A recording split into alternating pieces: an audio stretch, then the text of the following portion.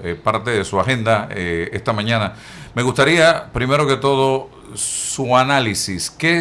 ¿En qué situación se encuentra el país a juicio suyo en estos momentos? ¿Y cuál cree usted que es la solución para salir de la crisis en que nos encontramos, ya que al parecer es la policía la que está tratando de resolver esta crisis en las calles todos los días? Sí, buenos días, gracias por la invitación. Considero que estamos en un estado de situación de profunda crisis, una crisis que se ve en los diversos ámbitos del quehacer social. Es una crisis económica en la medida que desde hace algunas décadas tenemos un modelo económico que no responde a las necesidades de la mayoría de la población. Eso que a veces la CEPAL denomina crecimiento con pobreza ha sido marcado en nuestro país en términos de la mala distribución de la riqueza. Ocupamos el cuarto lugar a nivel mundial cuando Panamá no es un país pobre. Hay un acumulado, hay una concentración de riqueza en pocas manos que está expresándose en un modelo que está agotado según informes internacionales de un conjunto de organizaciones internacionales y de economistas de diversos países, y que se refleja, entre otras cosas, en términos de la pobreza, del desempleo, de la desatención de las necesidades sociales de las mayorías.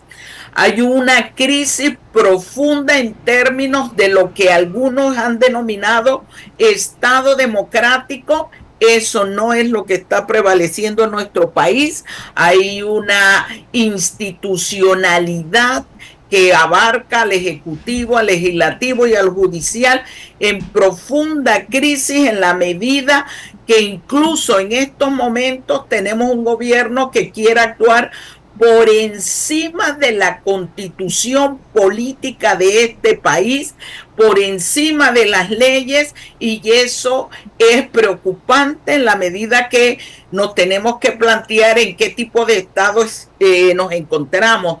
Algunos politólogos hablan de estado fallido, de una crisis de institucionalidad en donde no se respetan las garantías fundamentales, en donde se está deteniendo sin órdenes de captura y se está allanando incluso algunas residencias de dirigentes de los diversos sectores gremiales, profesionales, estudiantiles, obreros.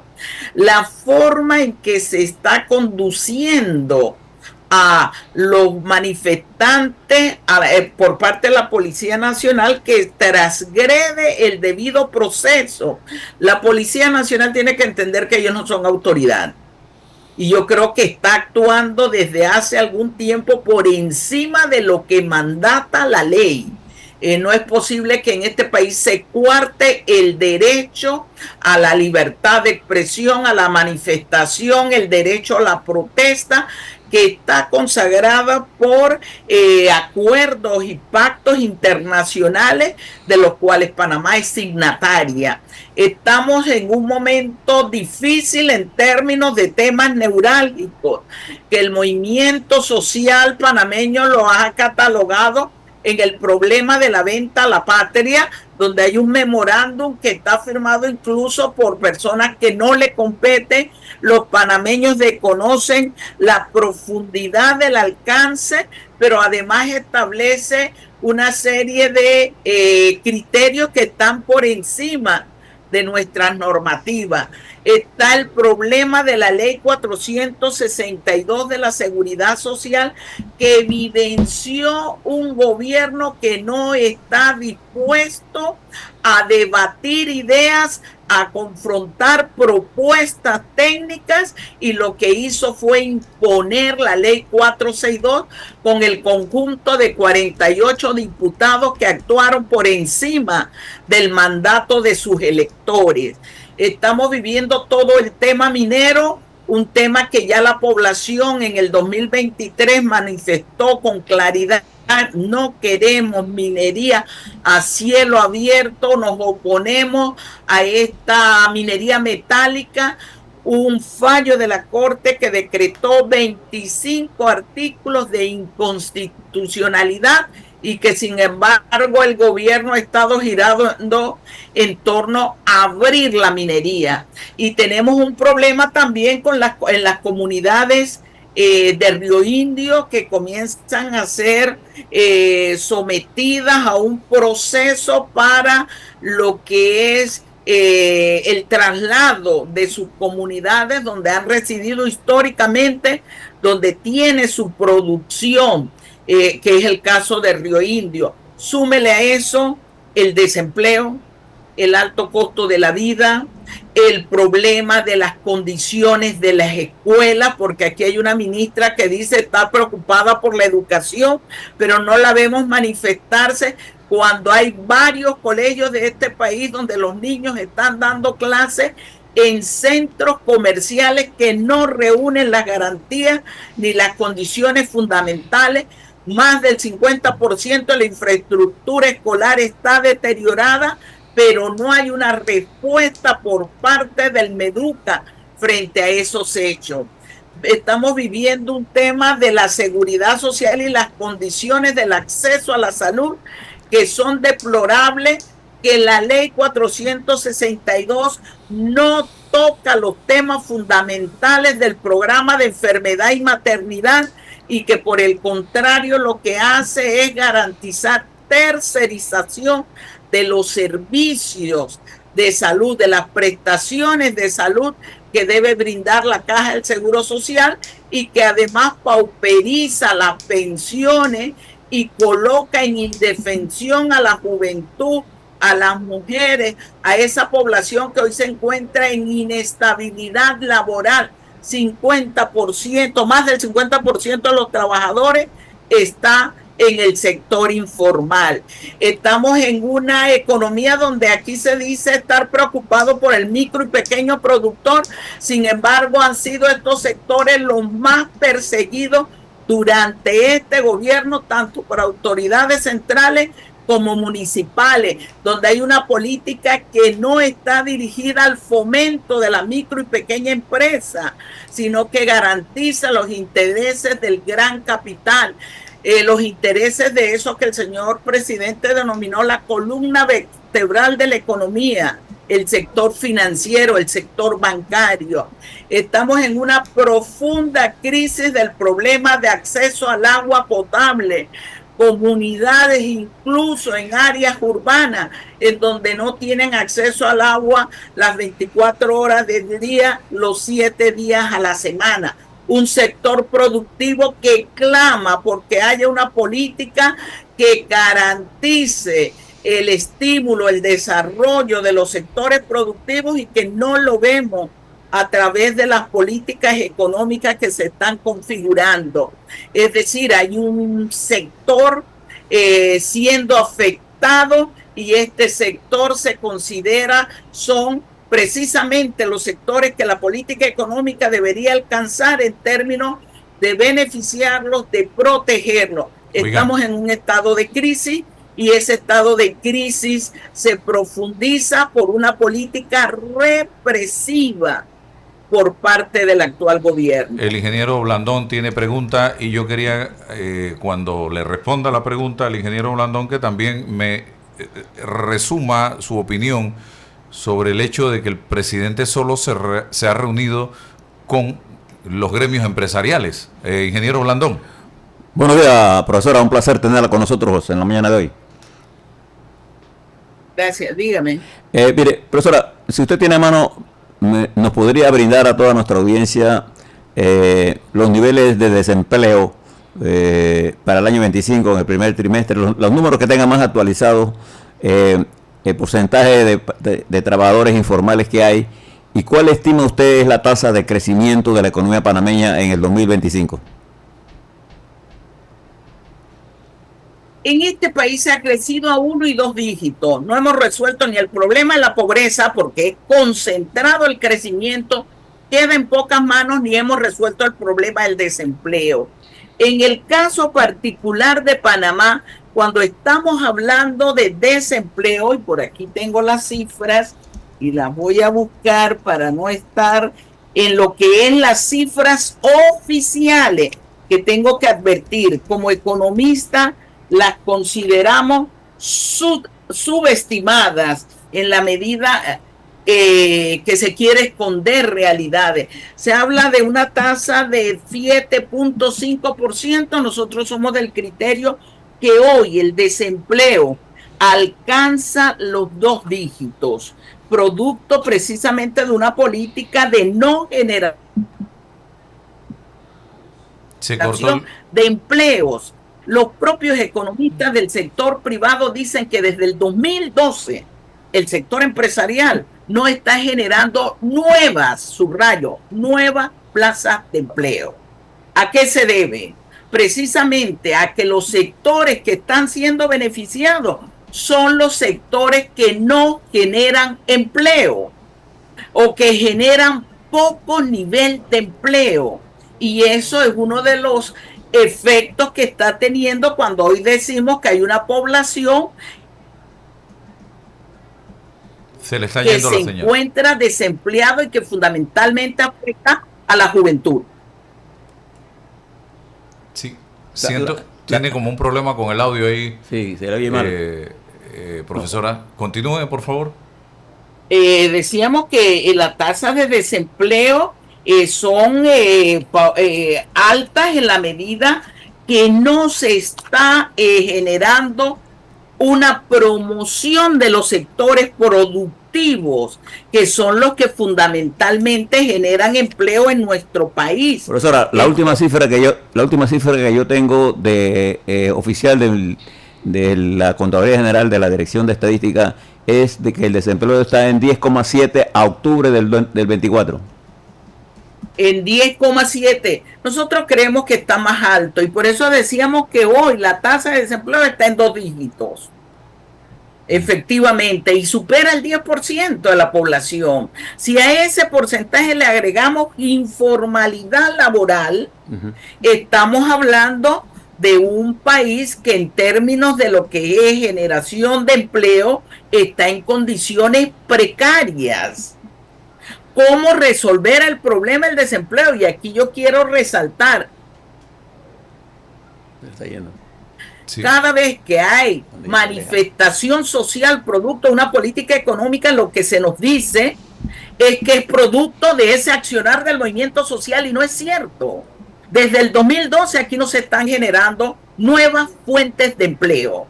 En el 2019, cuando se hizo una encuesta del sector empresarial a nivel de América Latina, Panamá quedó dentro de la categoría de los empleadores que menos proyecciones y pretensiones tenían de generar nuevos puestos de empleo.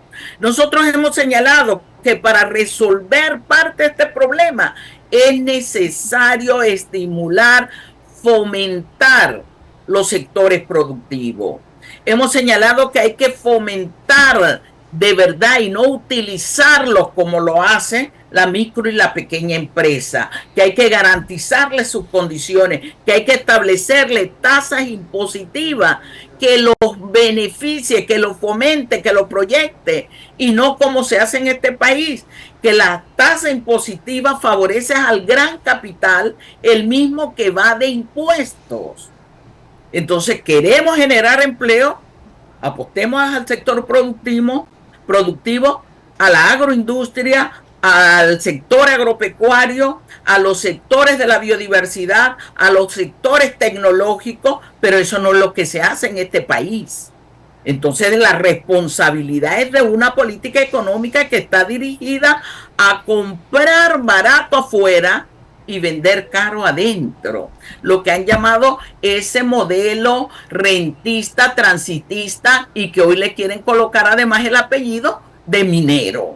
Oiga, y lo de las reuniones del presidente con los grupos empresariales. Fíjate, él ha definido, cuando hacemos política económica, la política económica define, ¿quién define? ¿Quién toma decisiones? ¿Cómo se toman las decisiones? ¿Para quién se toman las decisiones? Y los propósitos de las decisiones. El señor presidente, desde que llegó, y su gobierno ha dicho, esto es un gobierno empresarial. En el marco de la ley de 462 dijo, esta es una ley urgente para la columna vertebral, el sector financiero bancario. Es decir, el señor presidente y su gobierno se han planteado que este es un gobierno para el 1% de la población, o para menos de un 1% de la población. Y esos son los elementos que tenemos que tener claro. En un país de 4.5 millones de habitantes, 30 familias se benefician de la política pública. Y al resto de la población, que es la que está generando riqueza, se les margina, se les condena, se les establece una política salarial que no se corresponde con el costo de la vida, con las condiciones materiales que deben ser cubiertas a partir del ejercicio de su desgaste físico y mental, que es el trabajo.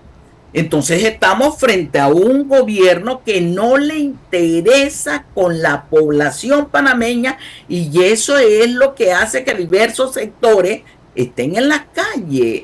La gente no va a las calles producto de que amaneció una mañana y dije, mira, hoy es buen día para trancar. Es producto de un acumulado de insatisfacción, de indefensión, de no tratamiento de respuestas y soluciones a sus problemas fundamentales de vida. Y eso es lo que tenemos que tener claro. ¿Cuántos empresarios hay en este país? Según Patrono, según la Contraloría, 9,000 personas. No todos son empresarios. Ellos se establecieron en el marco de un reducidísimo grupo de la población. Así no se hace política económica, porque la obligación del Estado, representado en el gobierno y el sector público, es favorecer el desarrollo nacional y social. Y eso es lo que los diversos gobiernos no han hecho, y este gobierno ha sido claro. Solo me siento con el sector empresarial. Estoy descartando docentes, comunidades, campesinos, indígenas, obreros, estudiantes, mujeres, mujeres, juventud, micro y pequeños productores, a los cuales utilizan en sus discursos. Y yo creo que eso es una política que es incorrecta y que genera desasosiego social. Y es lo que la población está expresando. Un gobierno que en menos de un año, decían por ahí unas estadísticas, unas encuestas, tiene un rechazo de 90%. Bueno. Y hay que establecerlo esto con claridad. Oye, y fíjate, se juzga y condena a gente por estar manifestándose en contra de la política pública, pero por el otro lado se liberan a personas condenadas por casos de corrupción. Aquí hay impunidad, pero hay satanización también de todo aquel que ose decirle: estás equivocado, esta no es la vía que se quiere, esta no es la respuesta para resolver los problemas sociales. Y allí es donde la crisis se ha profundizado. Ha emitido calificativo denigrante contra todo sector social. La universidad ha sido un caso de ello, todos los días sitiada, todos los días violentada su autonomía. Y todavía tiene el descaro de decir que es una guarida, no sabe qué es la Universidad de Panamá, los frutos que ha generado, el papel histórico. Y aquí llamo la atención a las autoridades de la universidad. La Universidad de Panamá debe ser conciencia crítica de la nación. Frente a ello va a tener embestidas, sí. Embestidas que tenemos con la gallardía y la responsabilidad histórica que nos toca a enfrentar. Bueno. Y ese es el papel de la Universidad de Panamá.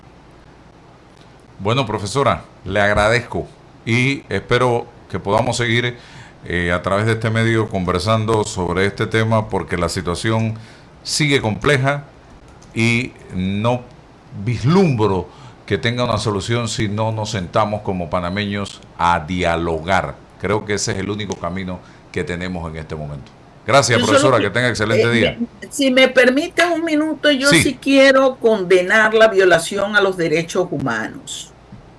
La forma en que se está deteniendo a los compañeros que se manifiestan. El día de ayer en Coclé se dio una represión contra un compañero violenta, donde efectivamente se le golpeó indiscriminadamente en la cabeza, en las piernas, en todas las partes de su cuerpo. Esos escenarios, ¿cuándo los hemos vivido? ¿Estamos en qué tipo de régimen? El momento es crucial, es difícil. Llamamos la atención del gobierno a que tiene que respetar los derechos de la población, los derechos a organizarnos, a sindicalizarnos, a protestar, como garantía de un Estado de Derecho que hoy está siendo negada por el gobierno. Con eso quiero agradecerte la participación. Gracias. Vamos al cambio comercial. Gracias, profesora.